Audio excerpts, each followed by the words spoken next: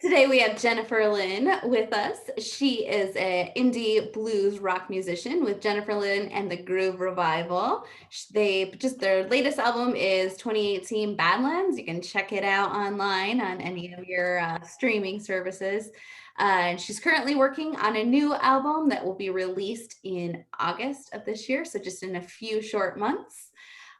She is also a structural engineer. She got her engineering degree from South Dakota State University in civil and environmental engineering, a master's degree from South Dakota State University in civil structural engineer, which is where we met back in college. She also has a master's degree in fire protection engineering and practiced structural engineering out in the Boston, Massachusetts area. Currently, she is also a professor at Bismark State College in the engineering department.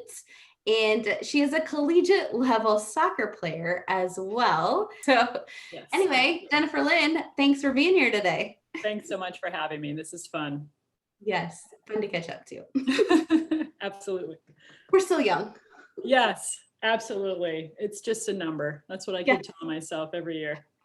Yes.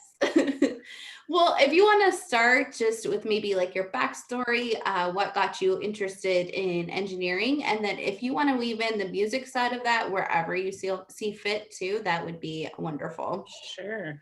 Yeah. So when I was a kid, I was an only child, and growing up in Minnesota, I don't want to say there's a lot of downtime, but when there's crappy winters, there's a lot of downtime. So I was that kid that I was always doing the Mr. Fix-It thing with my dad, and really loved just being involved with whatever he had going on. And I jokingly say to my mom that I became a structural engineer because I never got the construct set that I asked for literally every Christmas that she never got. I think she thought it was like a boy's toy because, we kind of grew up in that generation where there was still a lot of, this is for girls, this is for boys. But, and then, I had this science teacher in 8th grade named Mr. Ringgold. And he really inspired me that it was cool to be interested in science and math, and like that was okay.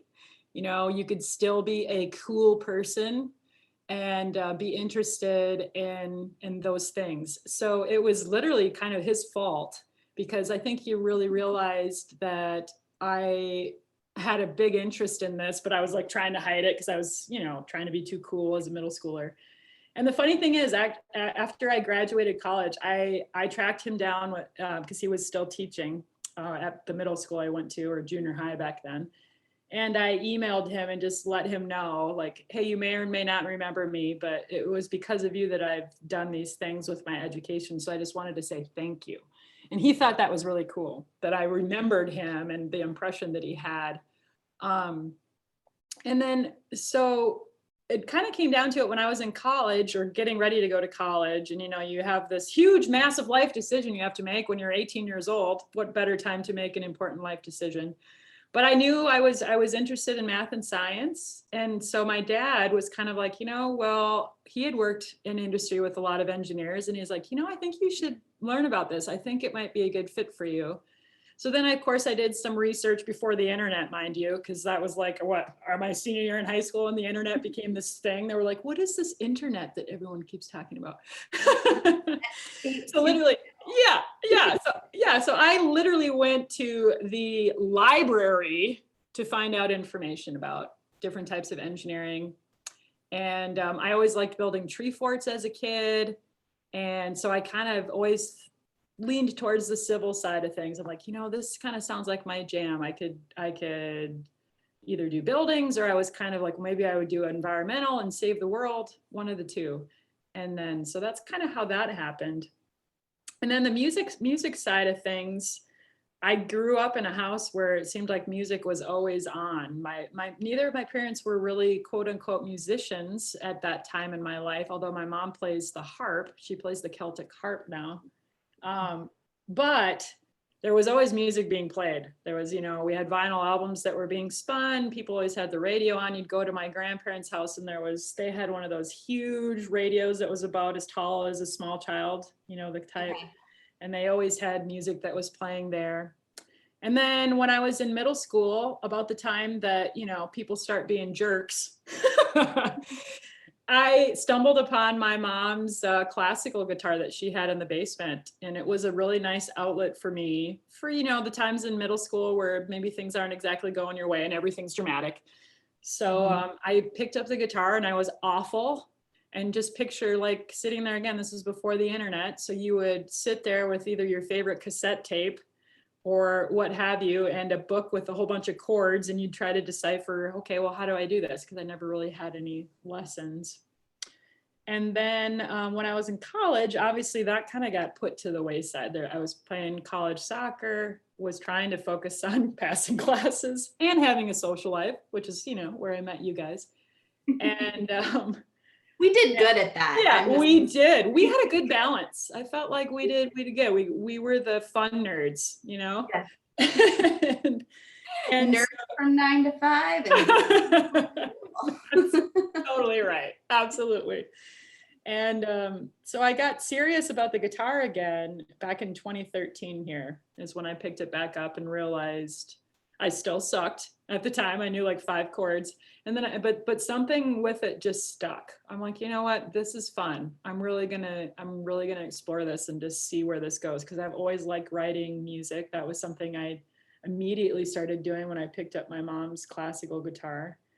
And so now I just use it as a great outlet. It helps me from going, so I don't dive off the nerd end, which is engineering. It kind of helps keep me balanced with the artsy kind of creativity and the engineering creativity. So yeah. Well, and I think we should touch on that a little bit. I mean, you write all of your own songs, which is a whole nother skill set than just being able to play or being able to sing too, right? Yeah, it's fun. It's so much fun. I actually think of it kind of like, what always enticed me about engineering was there was a creativity that was involved, because as we all know, there's more than one right way to get to the correct solution.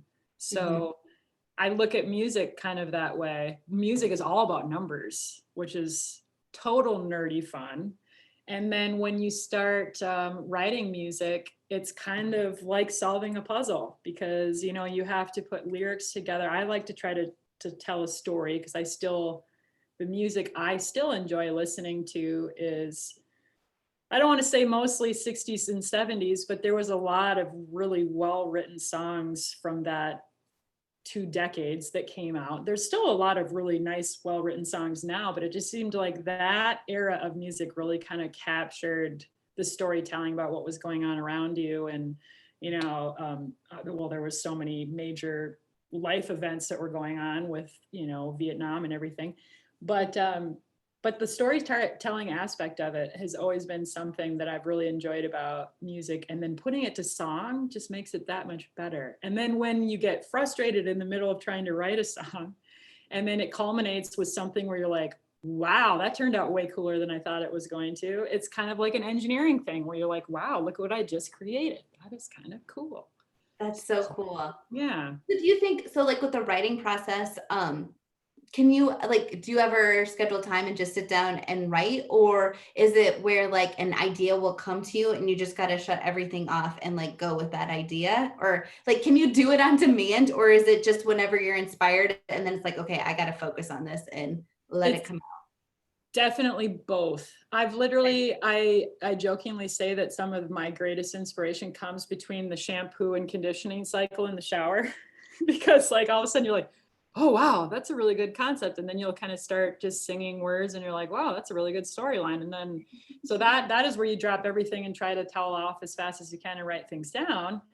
And then I have a partner now that I write with, and I call him the riff master. He's been playing guitar longer than I've been alive. He's 71 and I'm 41. And when he'll play guitar, because he's got all of these licks and just stuff that's running through his head on guitar, he'll just start playing something and I'm like, whoa, wait, what was that? And then it'll just take a guitar riff and then I'll be off with a melody and start writing the lyrics. And then sometimes we'll write the lyrics together, but many times it seems like he's kind of the piece of the puzzle that I need to help get some of these lyrics, I guess you could say lyrical content in a musical context. So that's been really fun, because it takes kind of it's like anything, you're going to hit a wall in the middle of it and being like, well, maybe this song is crap. But when you're working with another person, it makes it a little bit easier. Just like engineering, it's like doing homework by yourself. Nobody wants to do that. It's going to take twice as long. So no.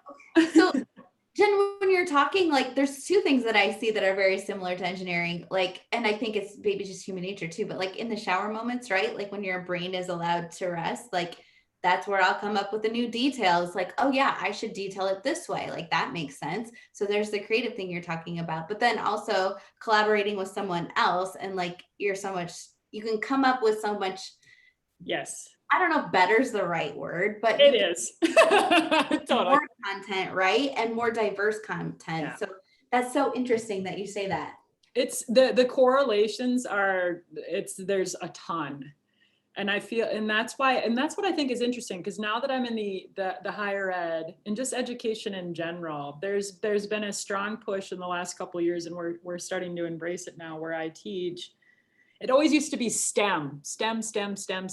Mm-hmm. Now it's becoming STEAM, because they're seeing the value of adding that letter A, which is arts.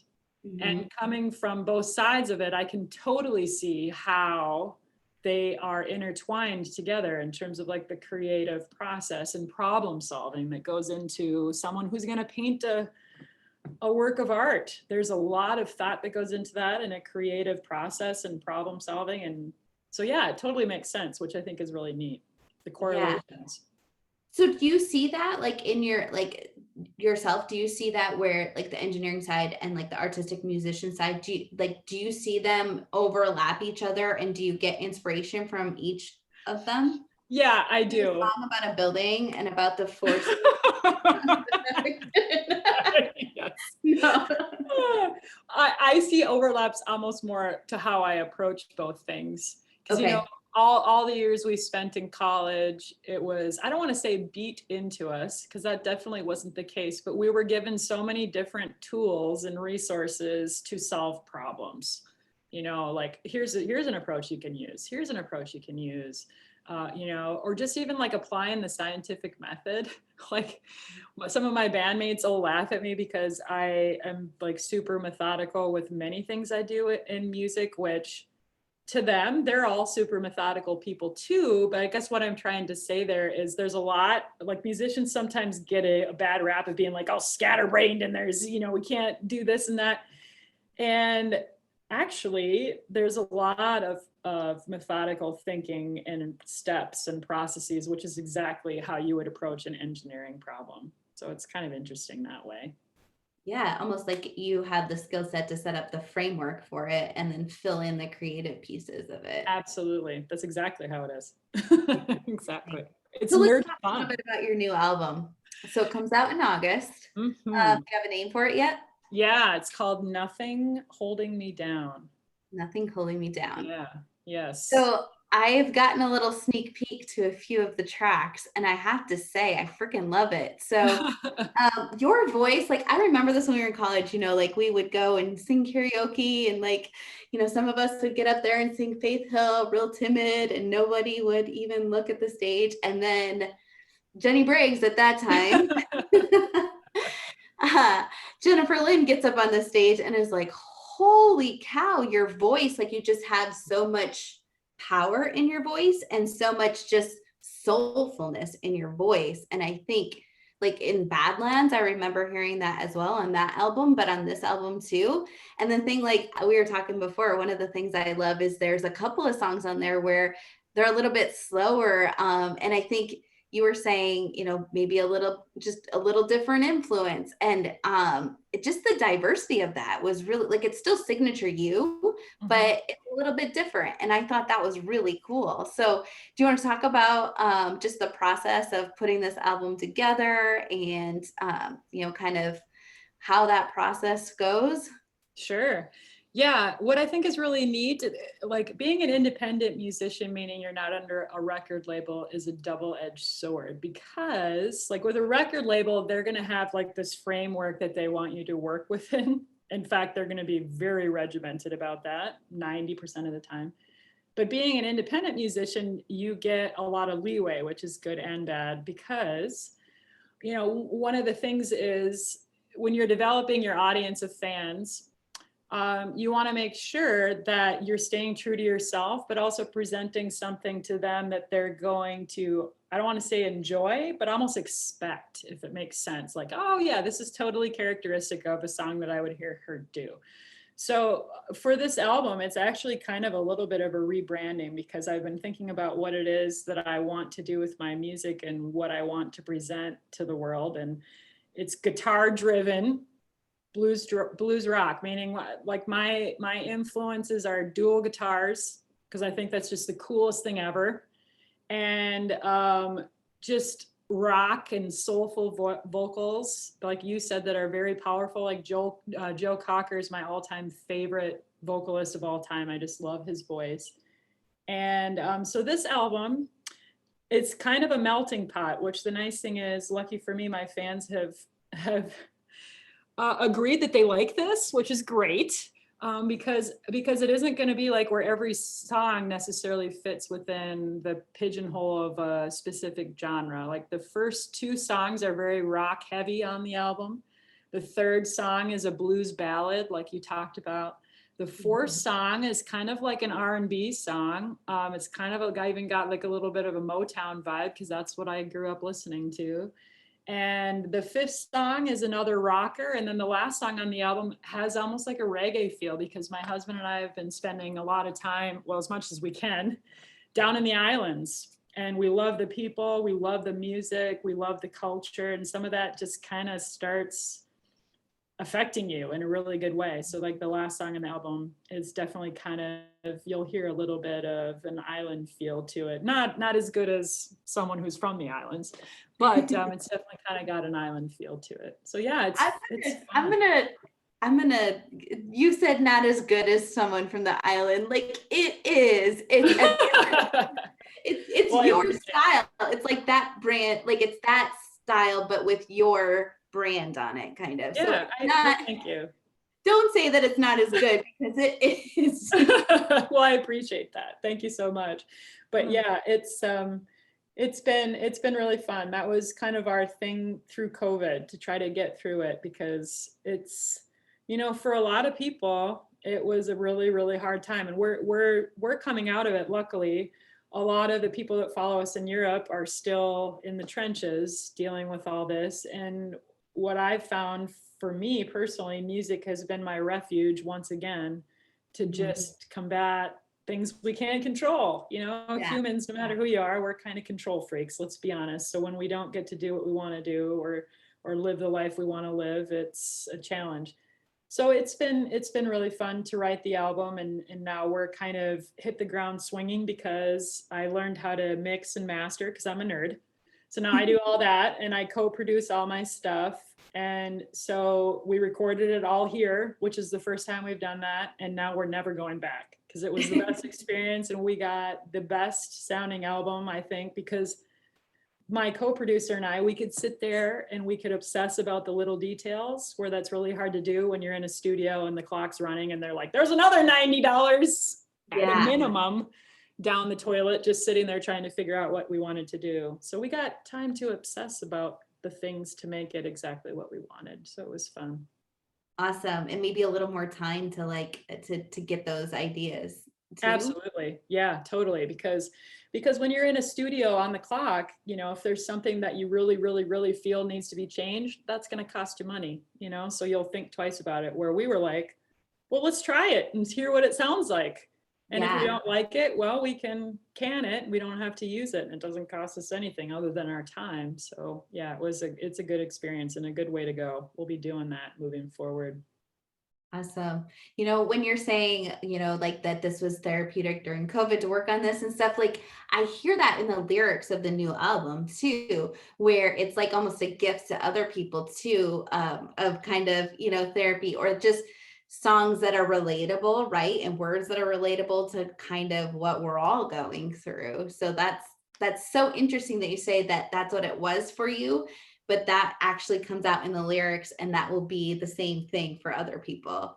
Well, I appreciate that, because that is kind of our hope too. Like there's some songs on the album that I feel like the content has a really great message. So I hope it reaches people, and hopefully it reaches them in a positive way, good, bad, or otherwise. And when I say good, bad, or otherwise, I mean they just are like, that's nice, which would be maybe, I don't want to say bad, but maybe it just makes them feel good, all the way to someone where they're like, wow, that's making me reflect on things. And like, we have one song on the album called I Hope We Make a Change. And basically the concept of the album is, when we've gone through COVID, the drummer in our band, he co-wrote that song with us, and it was a journal that he journals a lot. And it was something he wrote because he was reflecting on what his COVID experience was like, which was he was reaching out to a lot more people on the phone, physically talking to them. Crazy concept, I know.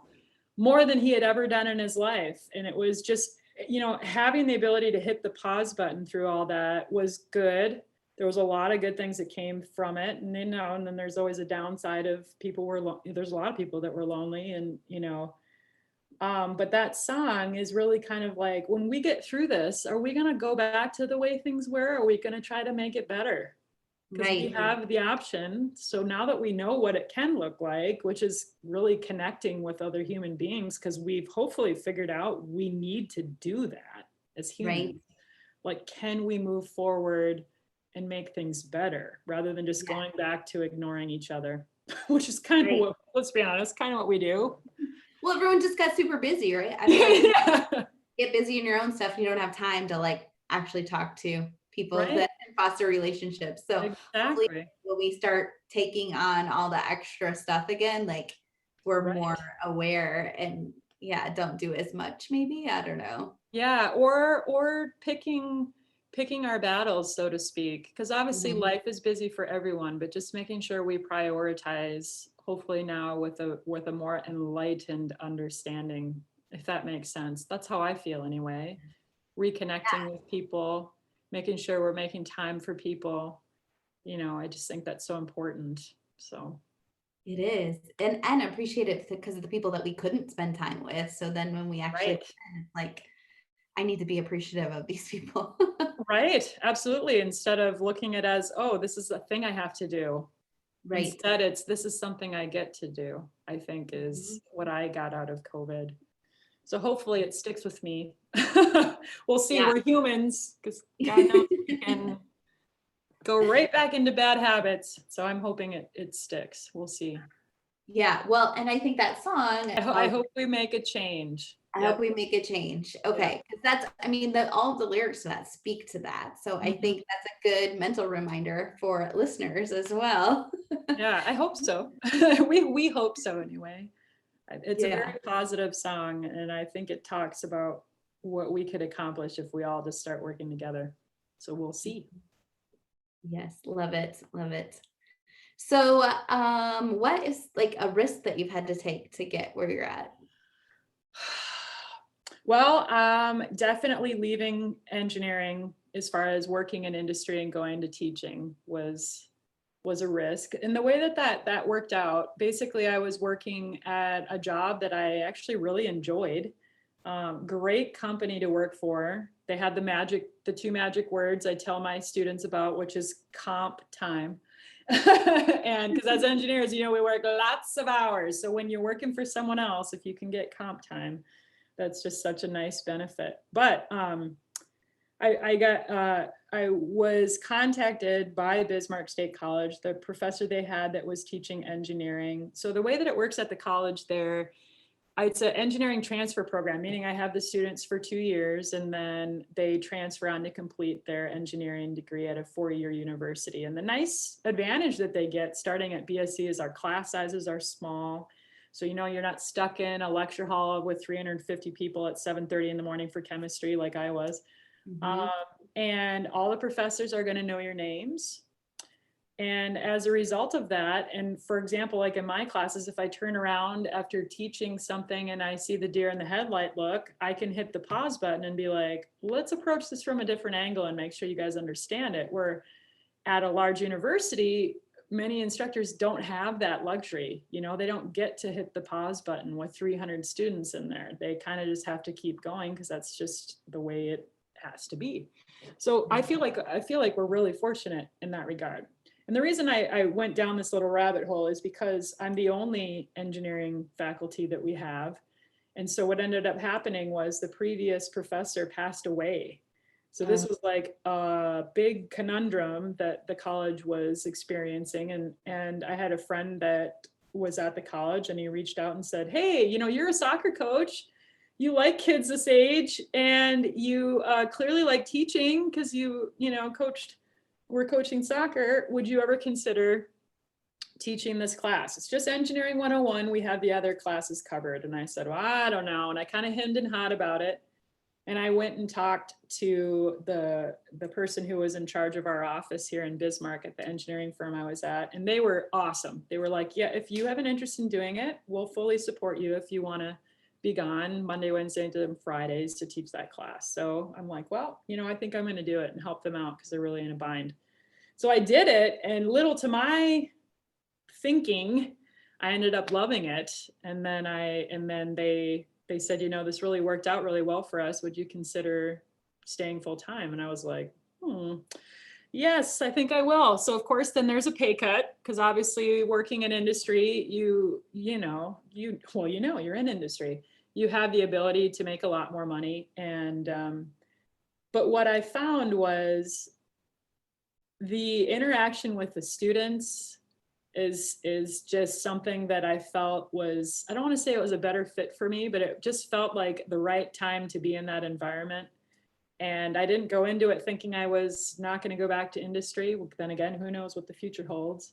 But I've been there 7 years now teaching, and I'm actually the department chair. I got roped into that. I didn't even know that. That's amazing. Yeah.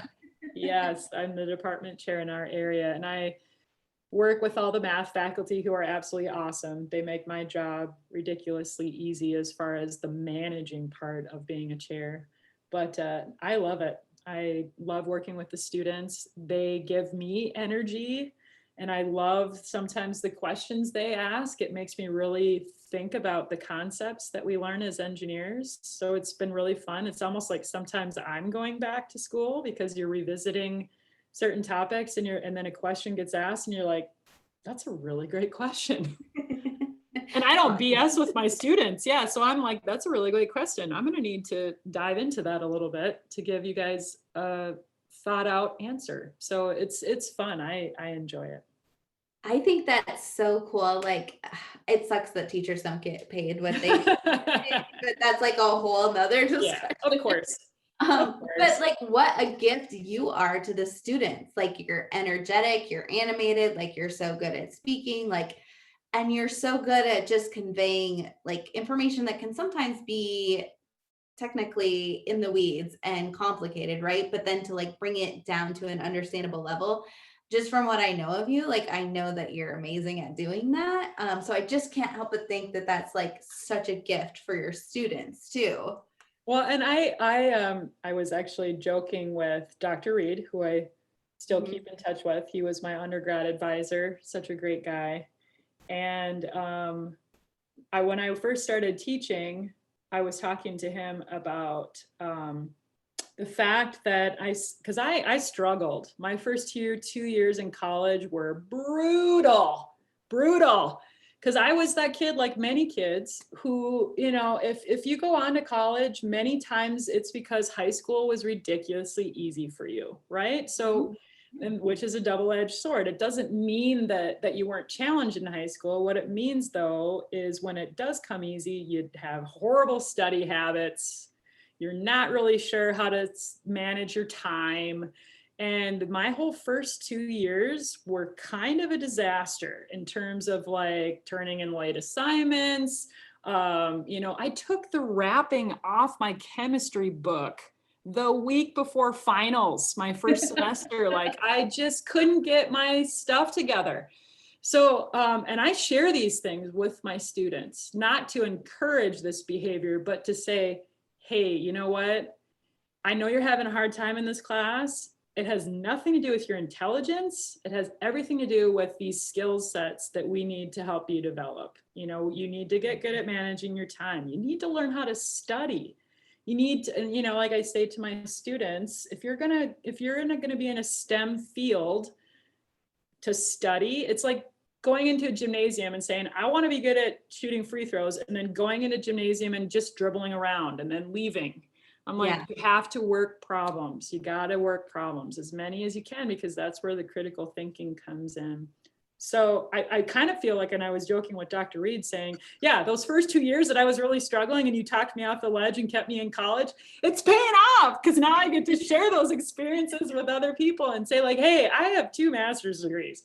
If I can do that, you can get through calculus 2, which is, as we know, is a weed out class. That's a Right. tough But class. that's part of it. Like, just like what you're saying, like in high school, so many of us, like, we never failed. And like, we didn't Right. have to develop grit or like Right. be, like, get, like, work our butts off to get a B. Like, Right. and like, that never happened. You worked a little bit and you got an A. So when you get to college and you like work so hard and B Get a minus, C. Yeah, like, yeah, yeah. Right. Totally. I don't get an A for showing up. Well, and like I definitely, and I know you agree. We're not being dismissive at all to what they do in the high schools, because I know right. people that they totally bust their ass as teachers, and they do everything they can to make sure that their students are understanding and learning. And but the thing is, we can all agree on this: the spectrum of students that you get in that environment is the kid here who's maybe literally reading at a 5th grade level in high school, and the Mhm. kid who's got a 36 out of 36 on his ACTs. They have this huge spectrum and gamut that they have to deal with students. So as a result, if you got a student that's doing well, just keep doing well. Right. Right? Yes. We're not going to worry about these skills. You're passing. I've got this kid over here that can't read yet, and he's going to graduate in 2 years. So, you know, they have their own challenges. But I feel that what I probably enjoy the most and what I try to incorporate in the classroom is the things that we all loved about the professors we had. You know, what was it about? Like, I spent time thinking about my 8th grade science teacher. What was it about his approach that I loved so much and found so inspiring? Can I incorporate some of that? Or, Mhm. you know, I think back to our professors that I've had throughout my education. Well, what was it I liked so much about that class, other than the topic? That helps. But what was it about their approach that made it so interesting that I wanted to keep coming to class and keep doing the homework? So what do you So think it was? Like, what's one common characteristic of all of them?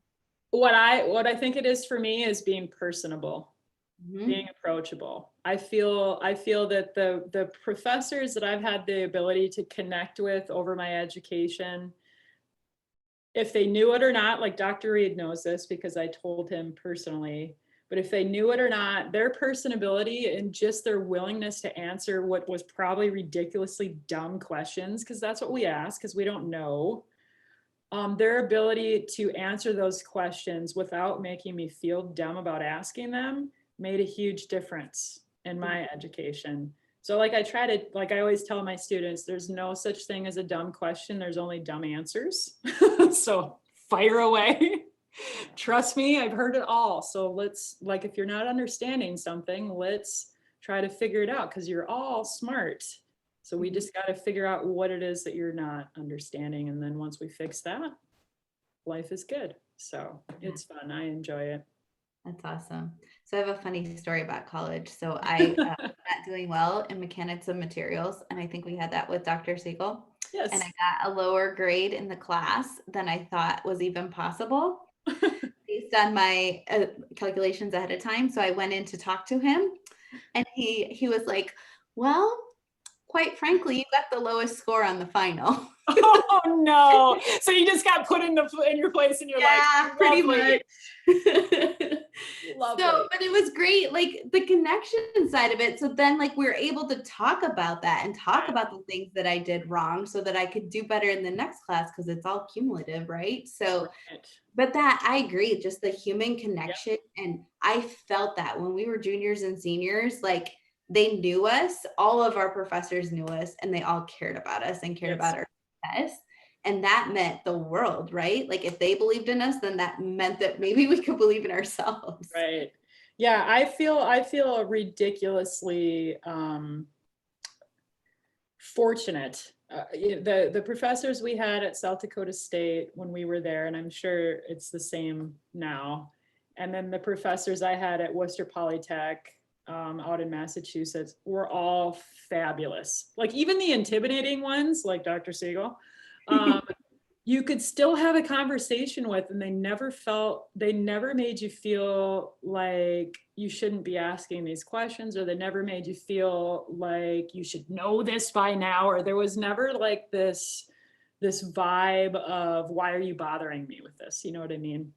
So Right. I think that makes a huge difference, because I feel like the interactions you have is going to dictate how that person feels in terms of their success, not only in that course, but also their ability as a student. Like we waffle. It takes one class for us to fall off the rails and think we're not smart enough to continue with our education. Literally like one class. Like Because I've one seen it. test. Yes, that too. Yes, trust me. So, I think it's really important for us to build each other up. And I never blow smoke up any of my students' behinds in terms of like saying they can do something they're not capable of doing. But I also think they need to understand what they can really accomplish. And because they don't know what that looks like, I think it's important for people to step in and say, yeah, you can totally do this. And not only can you do this, here's what else you can do that you don't know you can do. I think that's really important. That's awesome. That's awesome. Well, I want to be respectful of your time. Sure. I know you have a show tonight, so I don't want to make you late for your show. But I do want to close out with a couple of rapid fire club questions, if that's okay. Sure. Okay, favorite bands? Oh gosh, boy, that's a hard one. You can name more than one. I would say right now, I'll just say right now, because this changes literally by the day, is Rival Sons. Rival Sons band. Okay. Super awesome. Yeah. I have to check them out. Best you do. you've ever been to?